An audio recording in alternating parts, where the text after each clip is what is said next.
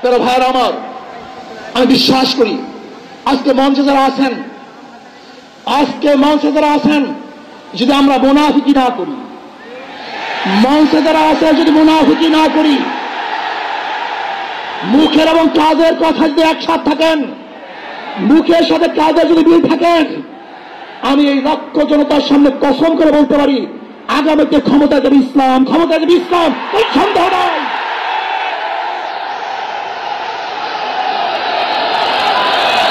কিন্তু খবরদার যদি মুনাফিকি করি তাহলে এদেশের মানুষ সচেতন হয়েছে, এদেশের মানুষ সব জ্ঞানী হয়ে গেছে। বিশ্বাস করবেন না, একজন রিক্সাওয়ালা, ঠেলাওয়ালা, কুলি মজদুরের বক্তব্য শুনলে আমরা আশ্চর্য হয়ে যাই বাংলাদেশের মানুষ কত সচেতন, তারা কত সচেতন হয়েছে। যদি আমরা মুনাফিকি না করি, যদি আমরা ঐক্যবদ্ধ থাকি, বাংলাদেশে একটা বাক্স ইসলামের নামে দিতে পারি।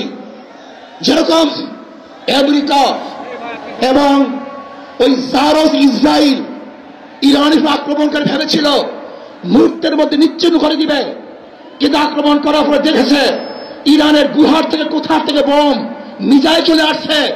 আমেরিকা এবং ইসরায়েল যেরকম অনুভব করতে পারে নাই, বাংলাদেশের বুকে যদি একটা বাক্স দেওয়া হয়, বাংলাদেশের ঘরের থেকে এমন মিসাইল বের হবে, এমন বোমা বের হবে, গোটা বাংলাদেশ থেকে, গোটা দুনিয়া থেকে ইসলামের দুশ্মনকে ধ্বংস করে ফেলবে ইনশাআল্লাহ।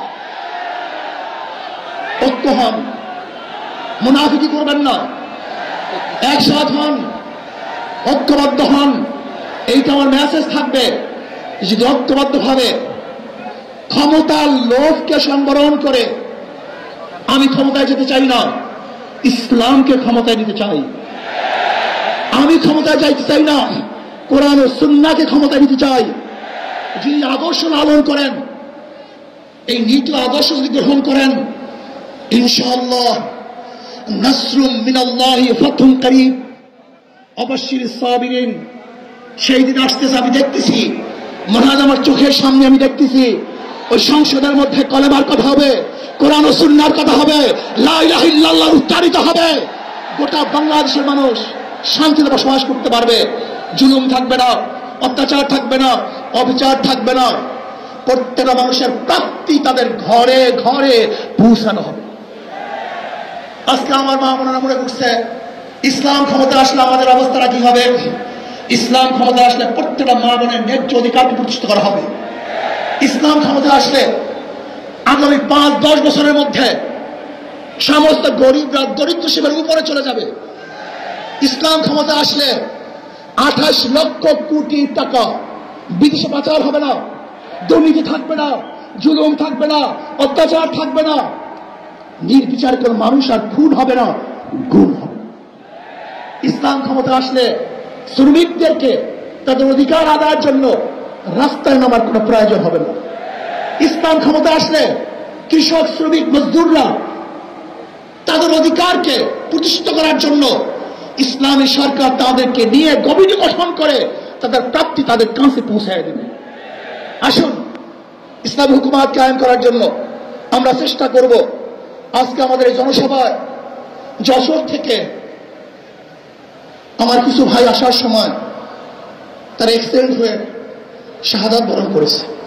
আল্লাহ তাদেরকে জান্নাতুল ফেরদাউস দান করেন। আমার অনেক ভাইয়ের আহত অবস্থা আছে, আল্লাহ তাদেরকে সুস্থ করে দেন। আসুন আজকে জনসমুদ্রে আমরা আসছি, আমাদের টাকা নাই, পয়সা নাই, নিজের পয়সা দিয়ে এসছি, নিজের খানা খেয়েছি। এই জাতিকে, এই দলকে, এই কাফেলাকে গোটা দুনিয়ার কোনো প্রশক্তি পরাজয় করতে পারবে না, থামিয়ে রাখতে পারবে না। অবশ্যই ইনশাআল্লাহ আমরা বিজয় হব। আল্লাহ আমাকে এবং সবাইকে ইসলাম হুকুমত কায়েম করার তৌফিক দান করেন। আমা আলাইনা ইল্লাল বালাগ। আসসালাম।